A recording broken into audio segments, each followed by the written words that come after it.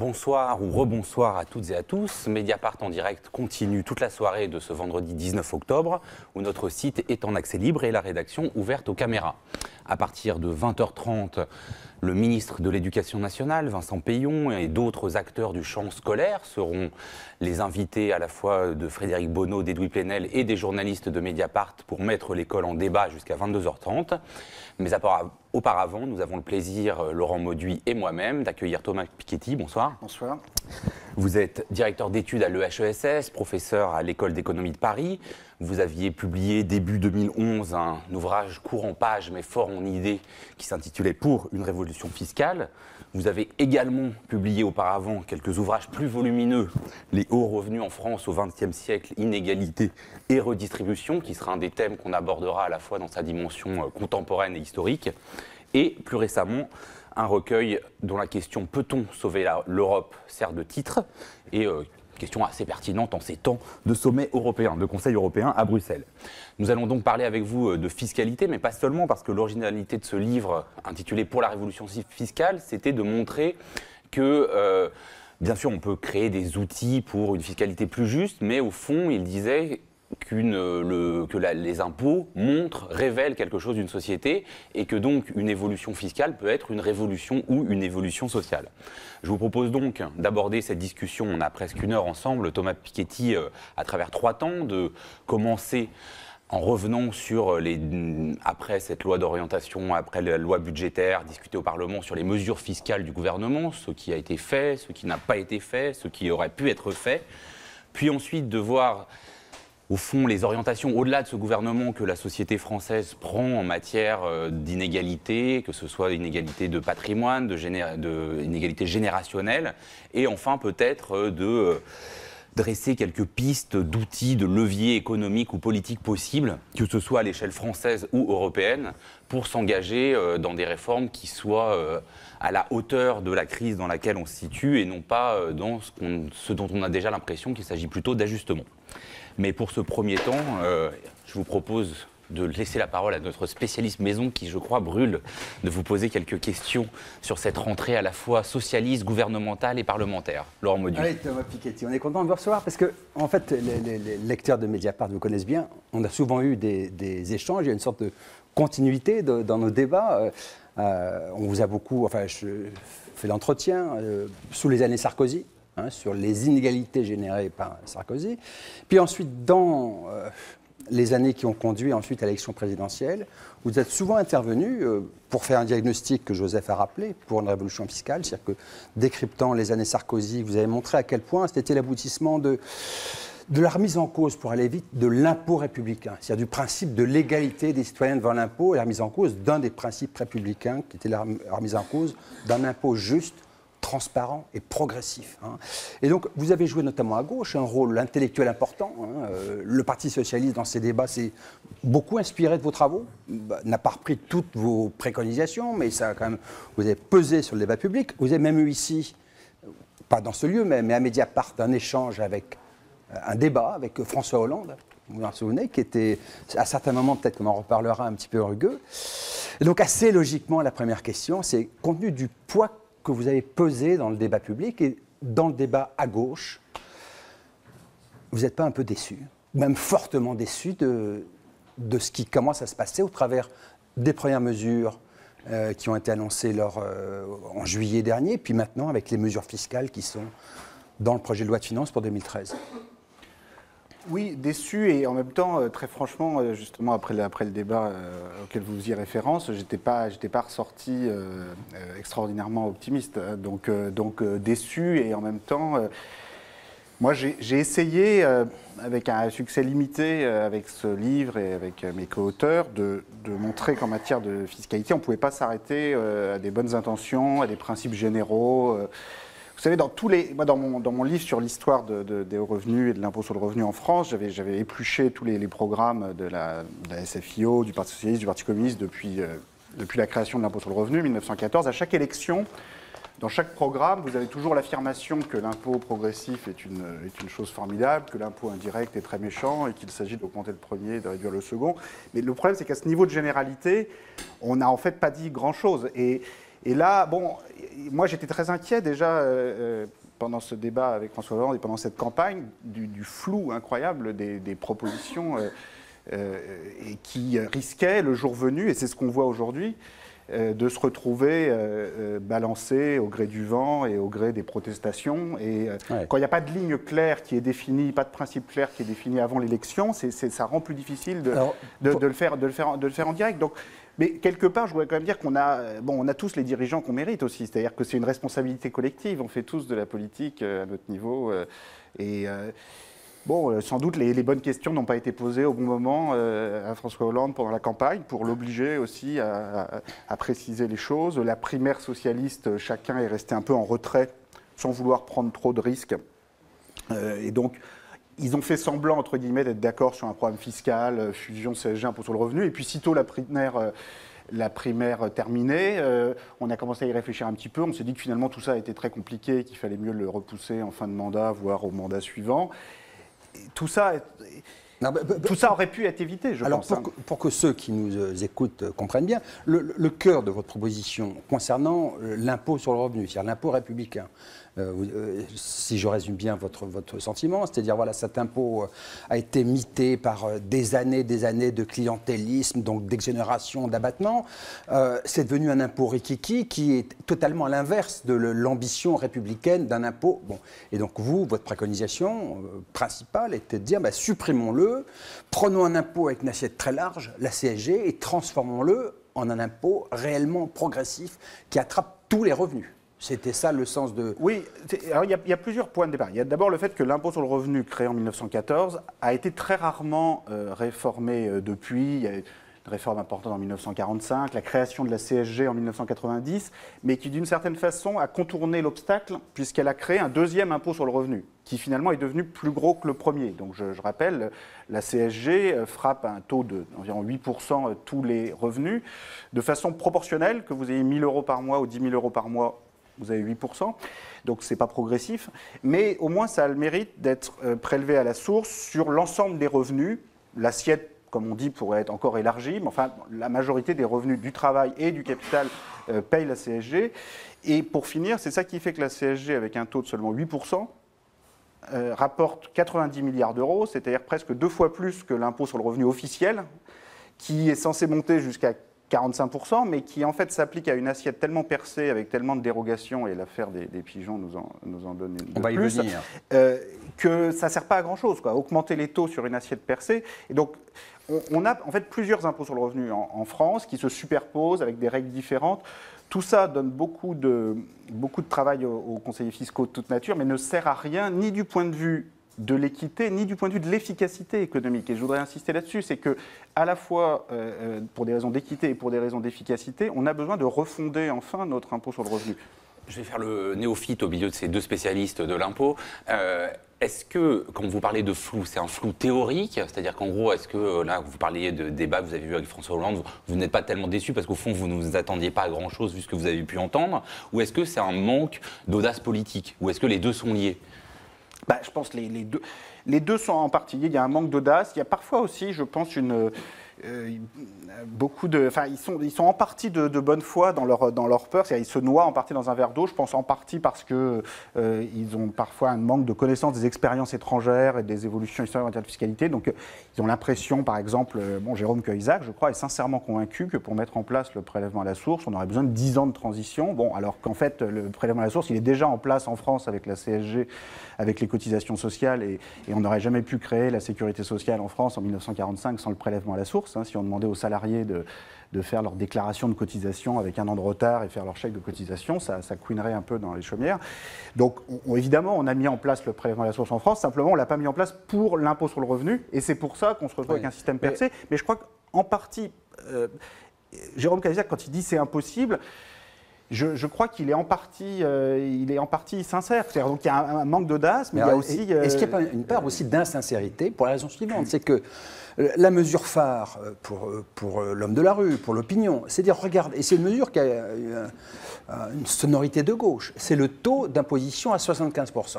Mais comme ça frappe, c'est au-delà de 1 million d'euros de revenus, très peu de gens, donc c'est 2000 familles sans doute, pour un rendement en termes de recettes fiscales dérisoires, 210 millions d'euros.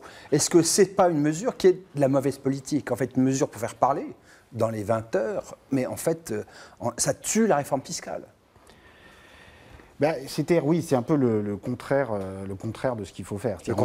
On applique un taux comme ça qui fait très peur, mais on l'applique à une assiette tellement étroite. Donc très concrètement, le gouvernement a décidé d'appliquer ce taux de 75%, non seulement uniquement au-delà d'1 million d'euros, mais uniquement aux revenus du travail. C'est-à-dire que tous les revenus du capital, intérêts, dividendes, donc par exemple si Liliane Bettencourt a une grosse participation dans L'Oréal qui lui permet d'avoir des dividendes de plusieurs millions d'euros, bon, elle n'est pas concernée.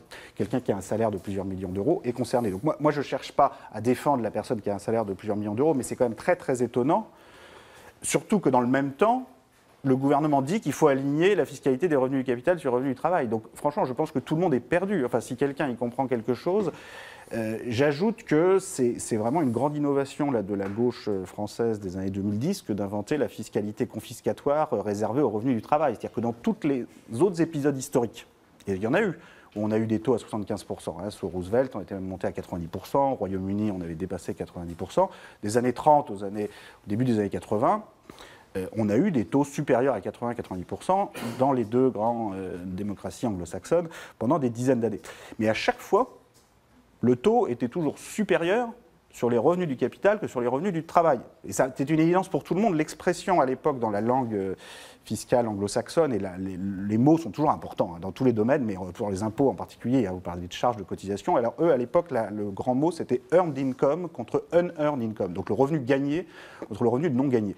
Et donc il y avait un barème pour les revenus gagnés, qui sont les revenus du travail, enfin en termes en français, et les unearned income, c'est les capital income. Donc évidemment, à partir du moment où vous mettez ces mots-là sur les choses, vous vous retrouvez avec un taux plus élevé sur les unearned income.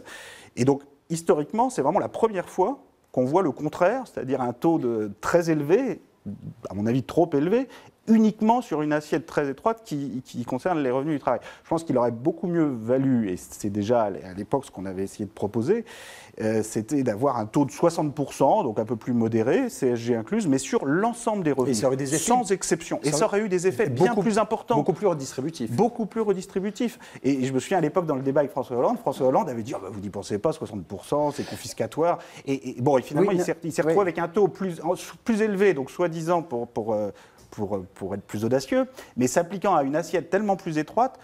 On verra très rapidement, dès que les études seront faites, que les réformes mises en place cet automne fiscales ne corrigent absolument pas la régressivité. C'est ça, parce que pour ceux qui se souviennent de votre livre pour l'évolution fiscale, il y avait un graphique qui résumait un peu le constat que vous faisiez, qui était au départ de vos recommandations, qui était de dire si on additionne l'ensemble des prélèvements, impôts sur le revenu, cotisations et CSG, c'est progressif dans les bas revenus, et quand on arrive sur les revenus très élevés, ça redescend. C'est-à-dire que l'impôt devient non pas progressif, mais dégressif. Et donc le constat que vous faites, ou l'intuition que vous avez, c'est les premières mesures de juillet et celles de la loi de finances 2013, ne corrigent pas le défaut majeur de l'impôt qui est devenu dégressif, c'est-à-dire en fait très avantageux pour les hauts revenus. Ils ne le corrigeront pas, là on va attendre de voir ce qui est voté finalement, mais a priori ils ne le corrigeront pas pour une raison simple, qui est que les gros trous en matière de revenus du capital qui échappent au barème progressif ne sont pas corrigés. Les deux gros trous qui sont importants, c'est les dividendes et surtout les plus-values. Sur les dividendes, on propose de les intégrer au barème d'imposition, donc qui est censé monter jusqu'à 45%. Sauf qu'en fait, on continue d'avoir un abattement de 40% sur le montant de ces dividendes. Donc en fait, le taux auquel ils sont soumis, c'est non pas 45, mais 60% de 45, donc 27 ou 28, enfin, je ne sais pas, mais certains, bon, ça ne fait pas une grande différence par rapport au prélèvement libératoire qui était à 24 aujourd'hui, ça fait très très peu de changements. Et surtout, le point le plus important, ce sont les plus-values.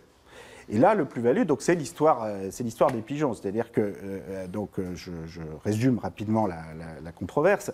Les plus-values, donc, ce sont les revenus qu'on obtient en vendant des actions, des parts d'une entreprise. Donc voilà, par exemple, vous avez investi 10 000 euros dans Mediapart, vous les revendez 50 000 euros, hop, vous avez 40 000 euros de plus-value. Si je peux me permettre, c'est que beaucoup de gens ne sont pas des créateurs. Je sentais que j'allais susciter une réaction. Non, c'est pas ça. C'est que certains d'entre eux sont des évadés fiscaux. L'image du créateur Non, mais d'entreprise. attendez, Mais je voulais qu'importe que ce soit Mediapart ou Atlantico, ça revient strictement au même. Le fait est que c'est une forme de revenu parmi une autre qui est parfaitement légitime en soi, qui peut même être adaptée à des entreprises en développement dans lesquelles on ne peut pas payer forcément des salaires très élevés. Il reste que c'est une forme de revenu parmi d'autres, c'est-à-dire que dans une entreprise, vous pouvez vous faire payer, et souvent les mêmes personnes peuvent se faire payer sous forme de salaire, sous forme de dividendes, sous forme de plus-value. Donc si vous avez une de ces cases qui est beaucoup moins taxée que les autres, forcément, tout ce que vous allez générer, c'est de l'optimisation fiscale, mais aucune création de valeur supplémentaire. Or, le fait est que les plus-values, jusqu'à présent, avaient un régime dérogatoire, donc que les pigeons se sont battus, apparemment avec succès, pour maintenir. Ce régime dérogatoire, c'était, et ça va continuer de l'être très largement, d'être taxé à un taux de 19% et non pas au barème progressif de l'impôt sur le revenu, qui donc monte jusqu'à 45% au-delà de 150 000 euros. Et là, si vous voulez, la seule chose qu'il aurait été légitime de discuter, c'est effectivement d'étaler dans le temps les plus-values. C'est-à-dire qu'il faut bien voir, mais c'est déjà en partie le cas, mais on aurait pu aller éventuellement un peu plus loin. L'impôt sur le revenu, c'est un impôt sur le revenu annuel. Si, en fait, vous n'avez aucun revenu pendant 10 ans et qu'après, vous faites une plus-value de 200 000 euros, ça n'a aucun sens de vous faire passer dans la tranche au-delà de 150 000 euros. Il faut considérer que votre revenu, c'est 200 000 euros divisé par 10, 20 000 euros, et vous passez dans la tranche correspondante. Maintenant, par contre, pour quelqu'un qui est toujours au-delà de 150 000 euros, et quand on pense au type de gros pigeons qui se sont manifestés, il y en a quand même certains qui sont très, très au-delà de cette tranche chaque année.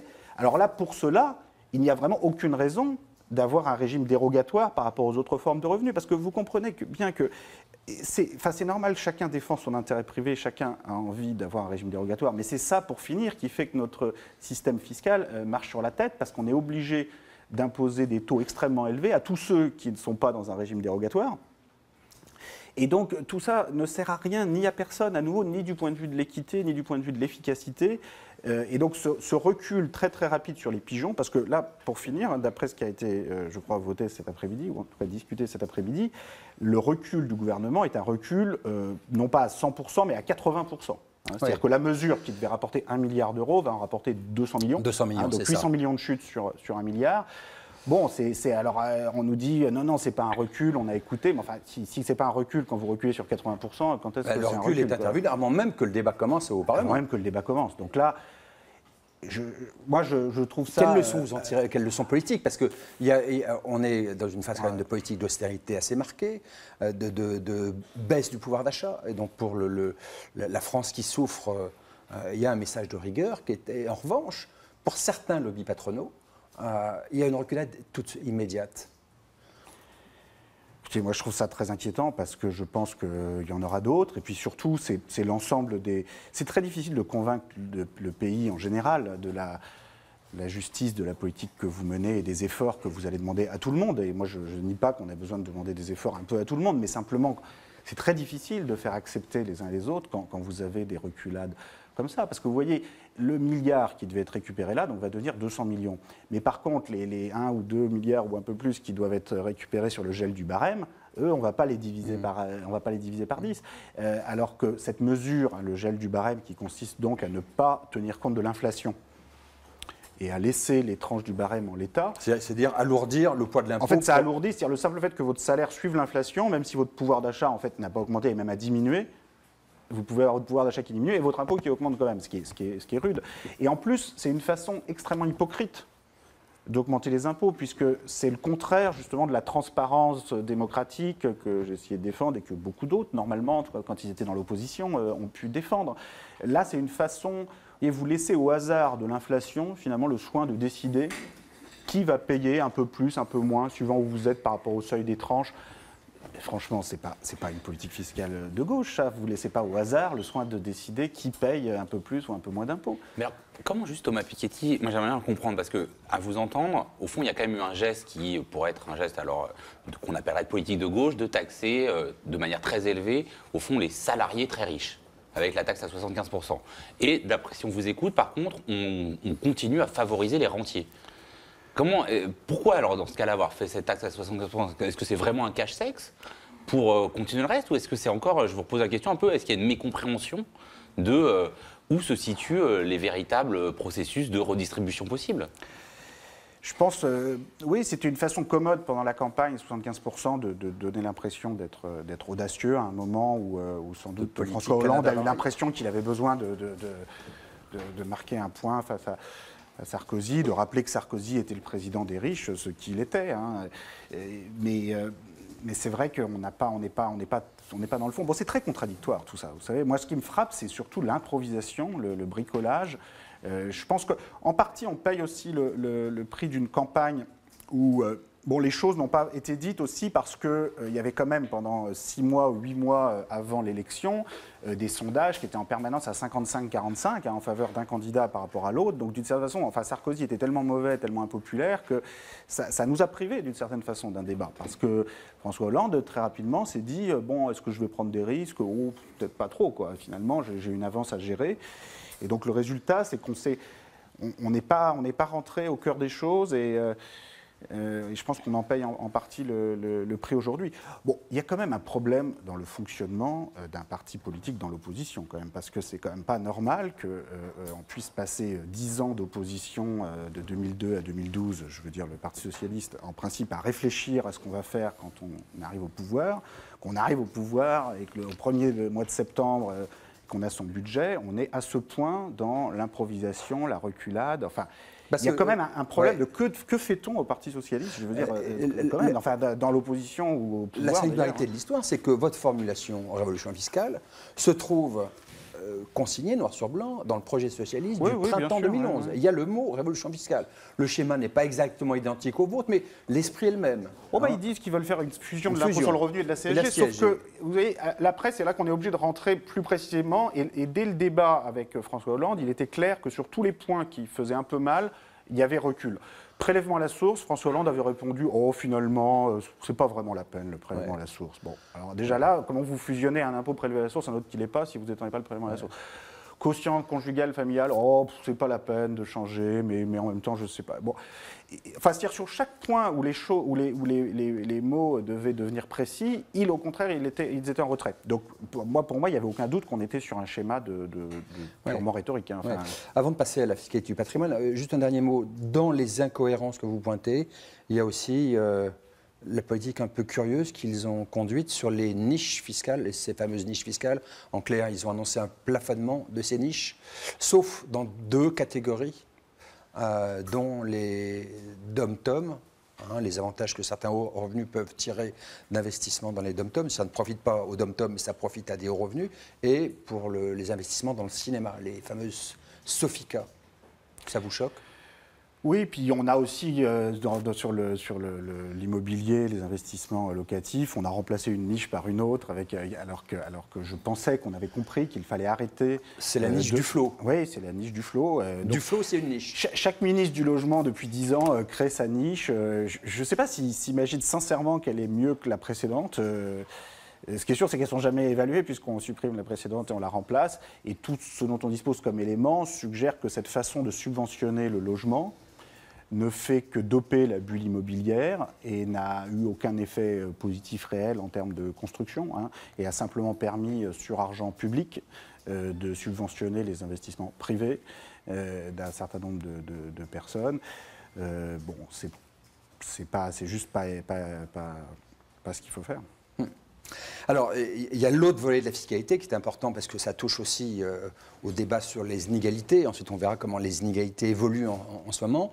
C'est la fiscalité du patrimoine. Est-ce que votre regard est aussi critique? En fait, dans le débat les années antérieures, votre priorité, c'est l'impôt sur le revenu. Et vous étiez assez satisfait que la gauche, à défaut d'inventer un impôt sur le capital, au moins revienne au statu quo ante, c'est-à-dire qu'ils annulent les mesures de défiscalisation de Sarkozy sur l'impôt sur la fortune, qui supprime le bouclier fiscal.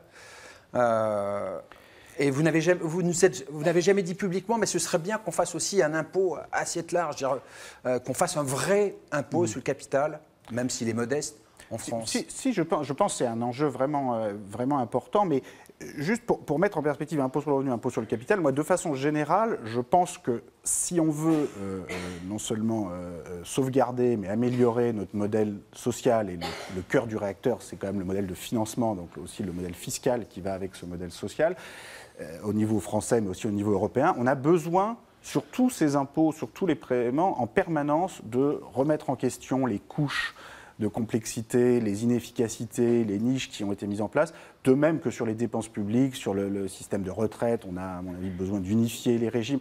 De façon générale, on doit, enfin, la gauche trop souvent se repose sur les strates de modèle fiscal et social qui arrivent du passé, les défend face à certaines attaques de la droite, donc j'en viens à l'impôt sur la fortune. C'est vrai que la gauche a eu raison de revenir sur ce qu'avait fait la droite. Donc la droite, donc, sur l'impôt sur la fortune, avait quasiment démantelé l'impôt sur la fortune, hein, puisqu'on avait un impôt sur la fortune dont les recettes avaient été pratiquement divisées par 3 et dont le taux le plus élevé avait été divisé par plus de 3. Hein. C'est-à-dire, je rappelle, l'impôt sur la fortune est moins bien connu que l'impôt sur le revenu, mais il y a une tranche supérieure comme pour l'impôt sur le revenu, sauf que cette tranche supérieure, elle concerne les patrimoine supérieur à c'était 17 millions d'euros. Donc au-delà de 17 millions d'euros, vous aviez un taux de 1,8% d'imposition. Qui n'a pas été rétabli.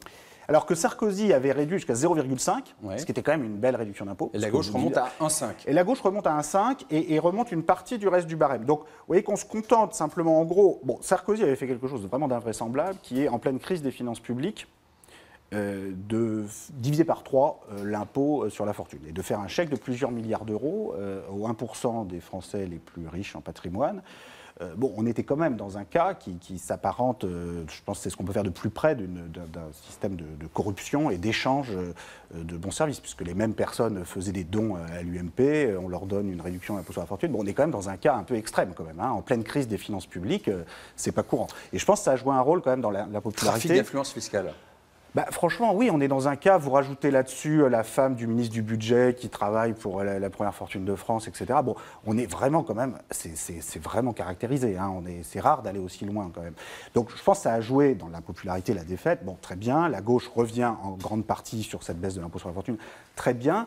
Mais j'en reviens à mon point de départ, la gauche ne peut pas se contenter d'être juste sur la défensive à supprimer les pires bêtises de la droite. Surtout qu'en l'occurrence, sur l'impôt sur la fortune, on n'est même pas revenu donc, au 1,8% d'avant. Ça t'est peu dit, seulement 1,5. 1,5 avec des arguments qui sont faux. C'est-à-dire souvent on dit oui mais c'est parce qu'aujourd'hui les rendements sont plus faibles que dans les années 80. Mais c'est totalement faux.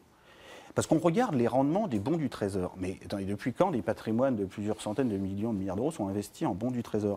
Il faut regarder les patrimoines élevés tels qu'ils existent. D'ailleurs, ils sont assez bien connus puisque vous avez beaucoup de magazines qui rivalisent d'ardeur pour publier des classements chaque année. Regardez à quel taux ces patrimoines progressent d'une année sur l'autre. Et pas seulement sur un an, même parce qu'il y a des variations très fortes liées à la bourse, mais faites des moyennes sur 10 ans, sur 20 ans. Vous êtes sur des taux de progression de 6-7%, des taux de rendement de 6-7-8% par an. Et l'aspect le plus triste de l'affaire, c'est qu'on aimerait bien... Il n'y a pas eu des études récentes de l'INSEE, enfin les vôtres sont sûrement plus fouillées, mais sur plus longue période, mais il n'y a pas des études récentes de l'INSEE disant que le taux de rendement du patrimoine était de l'ordre de 10% l'an. Donc, si vous retirez l'inflation, vous êtes plutôt à 6, 7, 8 au-dessus de l'inflation, mais ça reste, enfin, c'est très, mais après, vous pouvez trouver des patrimoines encore plus élevés. Ce qui est très frappant sur l'évolution de ces fortunes, c'est que vous avez des taux de progression aussi élevés en gros, pour ceux qui travaillent et ceux qui ne travaillent pas. C'est-à-dire, Liliane Bettencourt a eu le même taux de progression que Bill Gates sur les 20 dernières années, et tous les deux ont eu pas mal plus que Steve Jobs. Alors, c'est très triste, parce qu'on aurait tous aimé que ce soit plutôt le classement inverse. Bon, ce serait un peu plus satisfaisant pour l'esprit, rassurant, etc. Mais la réalité des faits, malheureusement, n'est pas celle-là. Enfin, dans tous les cas, quand vous avez des rendements de ce type-là, dire qu'un taux de 1,8% est confiscatoire, alors vous voyez qu'il ne prélève que moins d'un tiers ou un quart du rendement, n'est pas sérieux. Hein. Donc les arguments utilisés pour réduire de 1,8 à 1,5 ne sont pas recevables. L'autre partie également, en bas de barème, on remarque qu'auparavant, il fallait dépasser 800 000 euros pour rentrer dans l'impôt sur la fortune. Alors, en fait, avec 30% d'abattement sur votre résidence principale, donc il faut quand même un appartement de plus de 1,1 million ou 1,2 million, dont vous pouvez déduire tous les emprunts.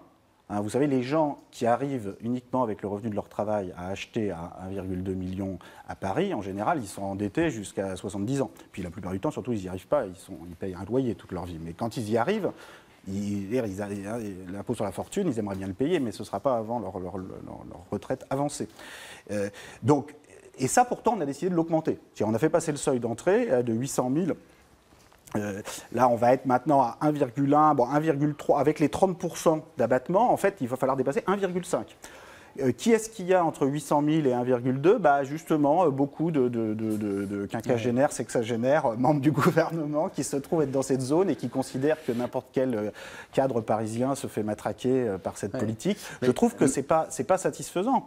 Vous voyez, c'est parce que c'est quand même un certain nombre de centaines de millions d'euros qui sont perdus sur cette tranche, parce qu'il y a quand même si c'est des faibles impôts qu'on paye dans cette tranche, il y a beaucoup de monde, enfin relativement aux 500 000 contribuables de l'impôt sur la fortune, il y en avait 200 000 environ. Et donc en gros, c'est les plus pauvres des 1% les plus riches du pays à qui on décide de faire un cadeau de quelques centaines de millions d'euros. Est-ce que c'est vraiment adapté Bon, je ne suis pas sûr. Et moi, je suis vraiment étonné quand même que les députés socialistes votent tout ça comme un seul homme. Je ne comprends pas bien, quoi. Enfin, parce qu'en principe, c'est quand même les députés qui votent l'impôt, et apparemment, il n'y a pas vraiment de débat, et ce serait très mal vu de s'opposer. Là, il y a quand même un problème aussi de culture parlementaire quand même dans ce pays, parce que normalement, ça ne devrait pas se passer comme ça. Et les députés devraient se dire, bon, mais quand même, les temps sont durs, est-ce que vraiment on a cet argent à consacrer là ? Et on a l'impression que ça touche à la fois effectivement les actions possibles ou pas du gouvernement, la culture parlementaire, mais qu'il n'y a même pas, ce débat ne traverse pas de la même manière le monde social en France ou aux États-Unis, par exemple, où aux États-Unis, on a l'impression que même certains des ultra-riches, les Warren Buffett, les Bill Gates, se disent, au fond, trop de concentration du capital, ça devient problématique socialement, voire économiquement. Et donc, ils proposent enfin, d'être il ne faut pas... Attendez, non, même si c'est en partie de l'argument. Parce qu'ils se gardent bien de faire une proposition à 75% ou même d'impôt sur la fortune à 1,5% à Bill Gates et Warren Buffett. En gros, ils disent, laissez-nous tranquilles qu'on donne tout notre argent, on est déjà bien assez généreux comme ça. Les augmentations d'impôts qu'ils proposent sont très limitées. Et pour finir, s'il y a bien un pays où le pouvoir de lobbying des plus riches a été poussé à son point extrême, c'est bien les États-Unis. Et le fait qu'on ne sache même pas si ce milliardaire fraudeur qui est Mitt Romney puisse gagner l'élection est quand même extrêmement inquiétant. Donc je pense que... En pratique, mais quand on me fait dire taxez-moi au moins au niveau de ma secrétaire... Oui, bon, enfin, oui, c'est vrai, c'est mieux que de demander de taxer moins que sa secrétaire, mais ça va quand même pas... C'est pas... Il faut se rendre compte pour se retrouver à applaudir Warren Buffett quand il dit ça, c'est vraiment qu'on est tombé très bas aux États-Unis. Mais je reviens à ma question de début sur l'impôt sur la fortune. C'est que la singularité du système français, c'est encore, on est sur un impôt avec une assiette très étroite. Et donc, c'est un impôt, on l'a souvent dit, qui frappe, on disait, en forme de commodité d'expression, qui touche les millionnaires et pas les milliardaires, qui touche maintenant les couches moyennes supérieures, mais pas les vraies grandes fortunes. Et, comme dans le cas de Liliane Bettencourt, par exemple, on connaissait les chiffres. On sait qu'elle, par exemple, pour l'impôt sur la fortune, elle est assujettie sur un patrimoine légèrement inférieur à 3 milliards d'euros, alors que son patrimoine total dépasse 17 milliards d'euros. En clair, il y a 1/7 de son patrimoine seulement qui est assujetti à l'ISF. Et donc, du coup, vous ne dites pas qu'il faudrait relancer un débat. Et même, je vais vous faire un scoop, c'est que même sur cette partie-là, le plafonnement à 75%, là, réintroduit par l'actuel gouvernement, va consister à lui rembourser l'essentiel de l'impôt sur la fortune qu'elle paye, même à part limitée, sur ce milliard-là. Pourquoi ? Je crois que c'est important là, de comprendre à nouveau le mécanisme, c'est que la notion même de revenu n'est pas très bien définie pour une fortune importante, parce que la personne, et quand vous avez un patrimoine de plusieurs milliards d'euros, si le revenu de ce patrimoine représente plusieurs centaines de millions ou au moins plusieurs dizaines de millions d'euros, vous n'avez pas besoin de tout ça pour vivre en général, même avec des majordomes de très grande qualité comme ceux de Liliane. Vous n'avez pas besoin de millions et de millions d'euros chaque année. 1 ou 2 ou 3 millions va vous suffire. Donc le reste va s'accumuler dans une holding. Et donc quand on va calculer le plafonnement de 75%, on va le calculer par rapport à un revenu qui est en fait très faible par rapport au revenu complet du patrimoine. Et donc on va dire, oh là là, mais elle paye beaucoup trop.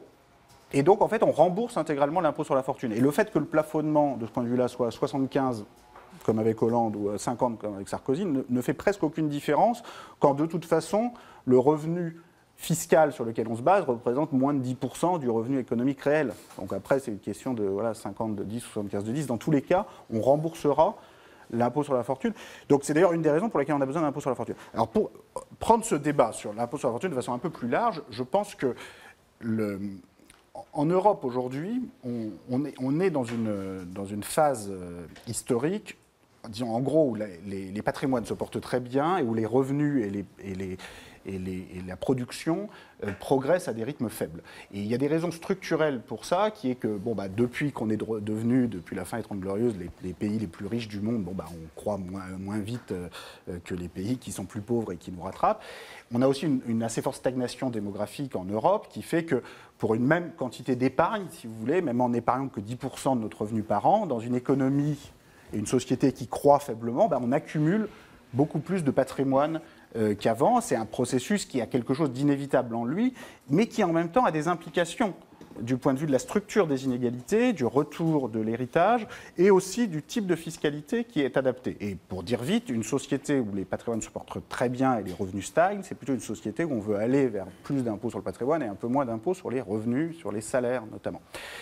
Et c'est très important de voir que cette logique, en fait, elle est quand même à l'œuvre un petit peu quand on regarde ces 2 dernières années là, en Espagne et en Italie, c'est-à-dire que même des gouvernements de droite se rendent compte qu'il faut réintroduire certaines formes, alors très limitées pour l'instant, mais d'imposition du patrimoine. C'est très intéressant de voir qu'on a eu en Italie l'an dernier la réintroduction d'un impôt non seulement sur le patrimoine immobilier, principalement, mais aussi sur le patrimoine financier. Alors à un taux beaucoup plus faible que sur le patrimoine immobilier, parce que c'est vrai que chaque pays tout seul, et c'est là qu'on en arrive aussi à la question européenne, c'est-à-dire que chaque pays tout seul, si vous n'avez pas d'échange automatique d'informations au niveau européen, au moins entre les pays de la zone euro qui le souhaitent, sur qui possède quoi dans un compte en banque dans un autre pays, tout simplement, c'est très difficile, c'est vrai, d'appliquer un impôt de cette nature autant qu'on le voudrait.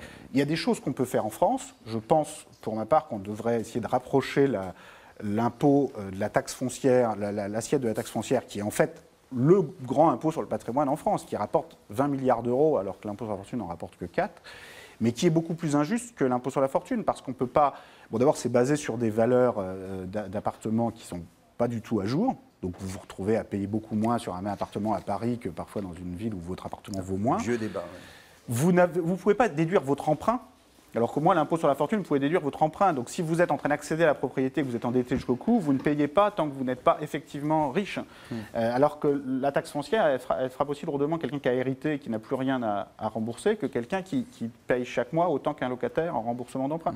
Donc je pense qu'on pourrait déjà en France aller vers un grand impôt sur la fortune en rapprochant finalement l'assiette de la taxe foncière de celui de l'impôt sur la fortune. Mais pour aller vraiment plus loin, je crois qu'on a besoin de beaucoup plus de coopération fiscale européenne. Et si on ne le fait pas, le risque, c'est quoi? Dans beaucoup d'études de l'INSEE, il y a une formule qui revient depuis 2 ans, c'est un creusement des inégalités par le haut. Voilà, donc ça corrobore votre propre diagnostic. Oui, je pense que si... c'est la raison pour laquelle moi je suis un fervent européen, malgré toutes les limites qu'on a là, c'est que je pense que si on n'arrive pas, au moins sur un petit noyau de pays européens qui ont envie de protéger le même modèle social et de faire vivre le même modèle de solidarité, malgré nos différences, vous savez, à l'échelle du monde, il y a des fois, il faut aussi un peu... ne pas se quereller sur des détails. Et je pense que si on ne se met pas ensemble pour protéger un certain modèle fiscal, en particulier d'imposition du capital, des successions, d'impôts sur le capital, oui, il y a un risque que, pas tout de suite, mais au bout de 10 ans, 20 ans, 30 ans, nos sociétés européennes redeviennent des sociétés incroyablement inégalitaires, du fait d'un mécanisme très simple, à nouveau, société de rentiers. Oui, quand vous avez une croissance faible, de 1-2% par an, et que vous avez des rendements du patrimoine, ne serait-ce que de 3, 4, 5, sans parler de 6, 7 pour des très hauts patrimoines, vous voyez bien que vous avez une mécanique diabolique qui est à l'œuvre et qui, prolongée sur quelques dizaines d'années, donne vraiment des équilibres extrêmement inégalitaires, extrêmement inquiétants. Et que si on s'oriente du fait d'une dumping fiscal, de la compétition fiscale, vers toujours moins d'imposition. Là, c'est comme ça la tendance actuelle. Oui, alors, oui et non, parce qu'il y a quand même des éléments de résistance. C'est intéressant de voir que même le FMI sur l'Italie et l'Espagne dit quand même un peu de property tax, comme ils disent en anglais, c'est-à-dire un peu de taxe sur les propriétés immobilières, serait peut-être pas mal. Alors, en même temps, eux, ça les embête d'avoir un vrai impôt sur le patrimoine immobilier et financier. Donc ils disent, bon, on laisse de côté le patrimoine financier, mais par contre, le patrimoine immobilier... Alors là où ils sont complètement incohérents, c'est que, évidemment, ils ne veulent pas se lancer dans un entièrement impôt sur le patrimoine parce que ça serait quand même un certain tête-à-queue idéologique. Et puis surtout, ça les obligera à rentrer dans une logique qu'ils ont toujours refusée jusqu'ici, qui sont ces échanges d'informations obligatoires entre pays. Parce que vous savez qu'on a fait croire... et le FMI, l'OCDE y ont participé dans les sommets du G20 de ces dernières années, qu'on avait fait des grands changements sur les paradis fiscaux. En vérité, on n'est jamais sorti d'un cadre qui interdit tout échange automatique d'informations. C'est-à-dire, encore aujourd'hui, toutes les nouvelles conventions avec les paradis fiscaux ou avec la Suisse, tout ça, ce sont uniquement des échanges d'informations sur demande. C'est-à-dire, il faut déjà que vous connaissiez un fraudeur pour avoir le droit, et des preuves sur lui, pour avoir le droit d'avoir des informations sur lui. Donc évidemment, tout ça ne nous mène pas très loin. Et on refuse toujours obstinément d'entrer dans cette logique d'échange automatique d'informations, qui est ce qui se passe au niveau de chaque pays individuellement. C'est-à-dire qu'en France, si vous possédez des actions, des obligations, votre banquier transmet automatiquement l'information au fisc. Et bon, c'est pas facile de le cacher. Et c'est ce qu'il faut étendre à un niveau un peu plus grand, au niveau européen. C'est ce qui se fait au niveau des États-Unis, d'un pays de 300 millions d'habitants. Donc on pourrait tout à fait le faire, au moins sur un noyau dur de la zone euro. Et je pense que si on ne se dirige pas vers ça, et c'est intéressant de voir qu'à la fois, vous avez des acteurs très conservateurs, parce que les gouvernements italiens, espagnols actuellement ne sont pas particulièrement à gauche, ils se rendent compte quand même qu'il y a une assiette fiscale, enfin les niveaux de capitalisation immobilière et financière actuellement en Italie, en Espagne, sont extrêmement élevés par rapport aux revenus. Ouais. Les gens ont 7-8 années de patrimoine en moyenne sous forme de revenus. Alors, certains ont 0 et d'autres ont beaucoup plus, mais vous avez globalement une prospérité patrimoniale très forte. Et donc, j'ose espérer que cette logique objective, vous voyez, qui est juste une logique économique, du bon sens, finira quand même par faire bouger un peu les lignes. Mais comment, Thomas Piketty, parce que effectivement, cette floraison patrimoniale que vous décrivez, et vous décrivez bien l'idée qu'elle rappelle au fond ce qu'on connaissait au début du XXe siècle. Et dans ce cas, on invoque toujours, c'est vrai aujourd'hui en France, mais aussi de l'autre côté de l'Atlantique, où les démocrates cherchent un second mandat, à gauche, de la gauche du gouvernement, du coup, on valorise toujours cette figure de Roosevelt. Est-ce que c'est vraiment les méthodes du New Deal, et notamment en matière fiscale, qui pourraient permettre de ne pas revenir à une situation vraiment fin du 19e siècle? C'est deux choses un petit peu différentes, parce que les méthodes de Roosevelt, là, c'est plutôt les 75% sur les très très hauts revenus, alors que là, on parle plus de fiscalité sur le patrimoine, et ça correspond à deux situations inégalitaires qui ne sont pas exactement les mêmes. C'est-à-dire que finalement, l'Europe se retrouve aujourd'hui, comme d'ailleurs à la Belle Époque, avec des niveaux de capitalisation patrimoniale par rapport à ses revenus, à sa production, qui sont plus élevés que les États-Unis. Pour une raison, à nouveau, un mécanisme simple, qui est que quand des sociétés qui croissent moins vite, donc notamment d'un point de vue démographique, parce que c'est comme ça, la grosse différence historiquement, mais encore aujourd'hui, sur les 20 dernières années, 30 dernières années entre l'Europe et les États-Unis, c'est que le taux de croissance par habitant n'est pas très différent. 1,5 à 2%, entre 1,5 et 2%, 1,7%. Mais vous ajoutez plus d'1% de croissance démographique aux États-Unis, voire 1,3, 1,4, donc vous arrivez à 3% de croissance globale, alors que vous ajoutez 0 en Europe, ou 0,2, ou en France on a 0,4%, mais il y a certains pays européens qui sont négatifs. Et ça veut dire des sociétés, enfin le nouveau monde reste le nouveau monde, et ça a un impact fort sur le fait qu'ils ont des niveaux d'accumulation de patrimoine qui restent moins forts qu'en Europe. Donc les solutions sont un peu différentes. Il y a des problèmes particuliers liés à la structure économique et sociale démographique de l'Europe. Donc je pense non, il faut inventer aussi des nouvelles formes de fiscalité, en particulier sur le patrimoine. Alors vu la nature très financiarisée et très internationalisée des patrimoines, c'est vrai que ça demande des coopérations internationales, d'opérer à un niveau international qui n'est plus le niveau de l'État-nation. Ce n'est pas non plus le monde tout entier, mais c'est un groupe d'États-nations tels que les pays de la zone euro. Mais je repose la question de Joseph sous une autre forme. Les études, notamment de l'INSEE sur les inégalités de revenus de patrimoine, arrivent, on les a toujours avec 2 ou 3 ans de retard. Voilà, mais on devine bien que les fractures sociales en France s'aggravent en ce moment. On voit bien le demandeur d'emploi qui explose, les taux de pauvreté qui augmentent. On se dirige vers les 10 millions de pauvres. On n'est pas loin des 9 et sans doute on franchira les 10 millions de pauvres dans le courant de l'année 2013. L'intuition qu'on a, c'est qu'on est dans une période d'accélération des inégalités et que les dispositions fiscales actuelles sont totalement impropres à corriger ces évolutions. Oui, et même souvent les aggravent. Moi, je veux redire que même et la tranche à 45% d'impôt sur le revenu reste très inférieure à la tranche de 52 et quelques pourcents, presque 53%, qui était en place en 2002, la dernière fois que les socialistes ont quitté le pouvoir. Donc finalement, la tranche à 75 concerne tellement peu de monde que ce n'est pas très significatif. Pour toutes les personnes qui sont à 200, 300, 400 000 euros, le taux aujourd'hui d'imposition est plus faible qu'en 2002, alors que pour les gens qui sont sur des niveaux de revenus plus bas, globalement, la fiscalité a augmenté, c'est-à-dire le poids des prélèvements a augmenté. Donc, on ne peut pas tout demander à la fiscalité, mais de là à aggraver les inégalités en cours, c'est embêtant. Bon, maintenant, dans le court terme, le vrai sujet, c'est quand même le cadrage budgétaire d'ensemble. Et là, on s'est engagé au niveau français, je crois, parce qu'on a refusé d'aller vers une solution plus européenne, plus audacieuse. On a décidé de rétablir notre crédibilité comme ça, tout seul, dans un seul pays, en faisant de la réduction de déficit à marche forcée. Sauf que du point de vue de la crédibilité européenne, pour le coup, j'ai bien peur que ça ne soit pas très convaincant et qu'on se retrouve pendant l'année 2013 à devoir revenir en arrière sur ce qu'on a annoncé comme des objectifs intangibles de réduction de déficit. Donc je pense que le vrai sujet, là quand même dans lequel on est pour sortir de cette crise européenne, c'est pas tant ces réformes fiscales, même si elles sont très importantes et à terme, c'est quand même de réaliser enfin qu'une monnaie unique avec 17 dettes publiques différentes, ça ne marche pas. On se met dans la main des marchés financiers, ça recommencera encore et toujours. Et moi, je suis très inquiet de la situation en Espagne et en Italie. Je pense qu'on est extrêmement égoïste en France, parce que comme on est du bon côté de la barrière en termes de taux d'intérêt actuellement, en gros, on se dit ça va passer. On serre les fesses, bon, c'est un peu dur et tout, mais ça va passer. Eh bien, non, c'est pas du tout sûr que ça passe comme ça. Et puis, dans tous les cas, c'est incroyablement égoïste, parce qu'on voit bien qu'il y a quelque chose d'assez aléatoire dans la façon dont les marchés décident de s'attaquer à la dette publique d'un pays plutôt que d'un autre.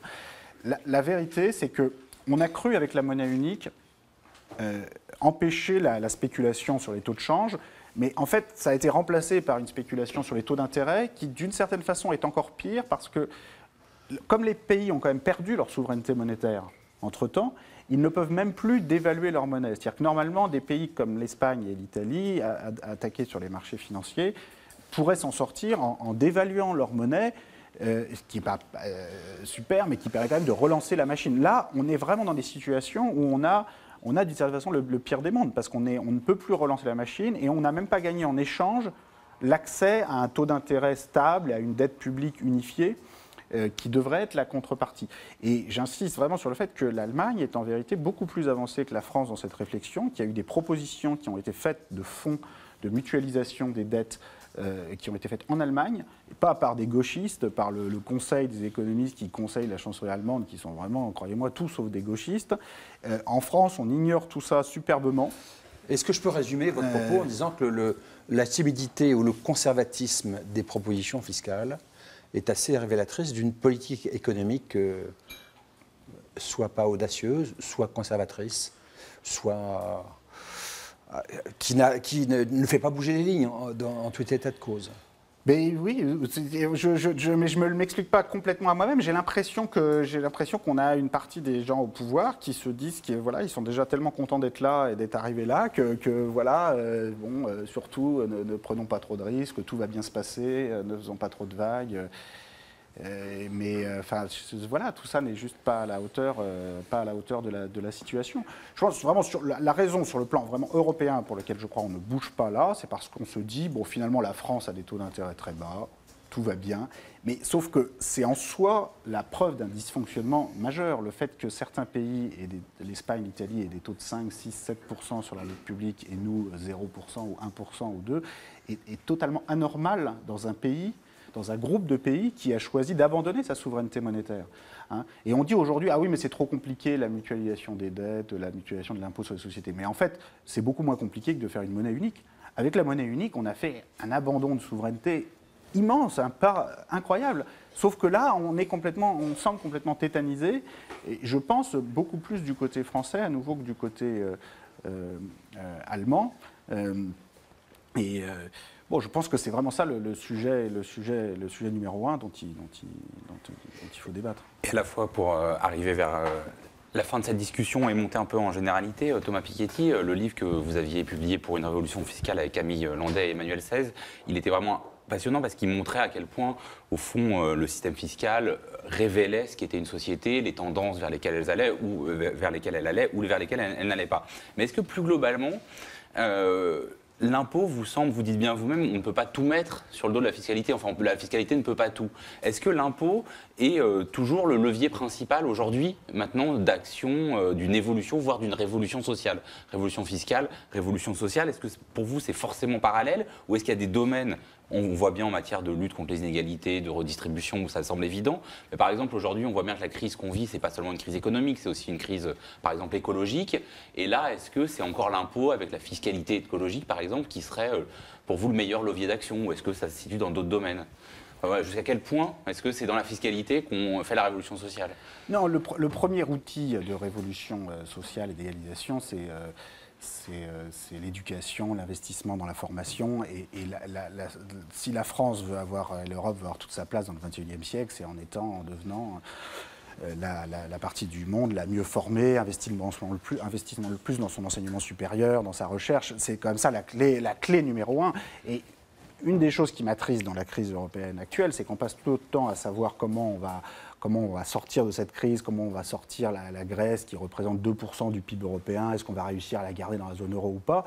Et entre-temps, le reste du monde continue à avancer et on ne refait pas, en particulier notre retard énorme qu'on a comme continent sur les États-Unis en matière d'investissement dans la formation, l'enseignement supérieur, qui est la seule chose qui sauve le modèle américain. Il faut bien voir que le modèle américain est par certains côtés en faillite, il est hyper inégalitaire, il y a des problèmes de décision politique, de gouvernance extrêmement graves. Ce qui sauve le modèle américain, c'est quand même cet investissement dans l'enseignement supérieur qui attire des étudiants du monde entier. Et moi, je souhaiterais que la France, l'Europe, mène une politique extrêmement audacieuse et qu'on ait les meilleures universités du monde. On n'est absolument pas sur cette trajectoire là actuellement. Il y a des réformes qui sont faites dans l'éducation. Vous allez avoir Vincent Payon tout à l'heure. Je pense sérieusement que l'histoire de remettre l'école le mercredi matin. Oui, mais je pense, vous savez, c'est peut-être pour l'instant, c'est la seule réforme importante, moi je trouve, de ce gouvernement. Je dis ça, c'est pas pour faire plaisir à Vincent Payon, c'est juste que mercredi matin sans école, ça veut dire à la fois du point de vue social des enfants de milieux défavorisés qui n'ont pas toujours accès à une école de qualité, à un encadrement de qualité. Ça veut dire aussi une pression dans la pratique très forte souvent sur les parents et très souvent sur les mères pour s'arrêter le mercredi, ce qui n'est pas du tout un facteur d'égalité homme-femme. Donc de tous les points de vue, je pense que c'est une réforme très substantielle de mettre l'école le mercredi matin et je souhaite que Vincent Payon la mène au bout parce que il y a eu beaucoup de résistance dans le passé. Mais si c'est fait, et bon, je pense que c'est quand même moins important que la mutualisation des dettes publiques en Europe, mais c'est quand même c'est assez substantiel. Maintenant, l'enseignement supérieur, je pense, est une question peut-être encore plus importante pour l'avenir. Donc on aura effectivement, puisque vous avez fait la transition, l'occasion d'en discuter dans une demi-heure avec lui. Merci beaucoup Thomas Piketty. Je rappelle les titres de quelques-uns de vos ouvrages. Pour une révolution fiscale, c'était paru à la République des idées. Les hauts revenus en France, inégalité et redistribution, c'était paru chez Fayard. Et Peut-on sauver l'Europe, le dernier, c'était au Lien qui libère. Oui, voilà. Merci beaucoup. Donc Mediapart en direct continue dans une demi-heure, puisqu'à 20h30, Vincent Payon, le ministre de l'Éducation nationale, sera avec d'autres acteurs du champ scolaire, l'invité de Frédéric Bonneau, d'Edoui Plenel et des journalistes de Mediapart. C'est donc rendez-vous à 20h30 pour discuter de l'école en débat. Merci à tous.